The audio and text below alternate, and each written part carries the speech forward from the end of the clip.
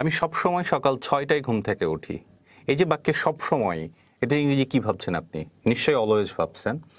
আসলে এই অলওয়েজ ছাড়াও আমরা আরো মজার মজার ২-৩টা সিনোনিম ব্যবহার করতে পারি।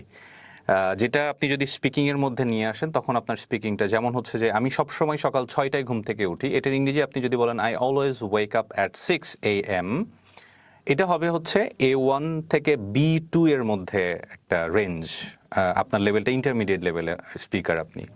কিন্তু যদি আপনি আই অলওয়েজ না বলে যদি আপনি রিলিজিয়াসলি বলেন, রিলিজিয়াসলি অলওয়েজ এর সিনোনিম। এটা রিলিজিয়াস যদি আমাদের মানে ধার্মিকের একটা বিষয় চলে আসছে, বাট আসলে এটা না, এটা অলওয়েজ এর সিনোনিম আকারে আমরা ব্যবহার করতে পারি। যেমন I religiously wake up at 6 AM, এর মানে হচ্ছে আমি নিয়মিত সকাল ৬টায় ঘুম থেকে উঠি। আবার আমরা রিলিজিয়াসলি না বলে আমরা বলতে পারি invariably, I invariably wake up at 6 AM।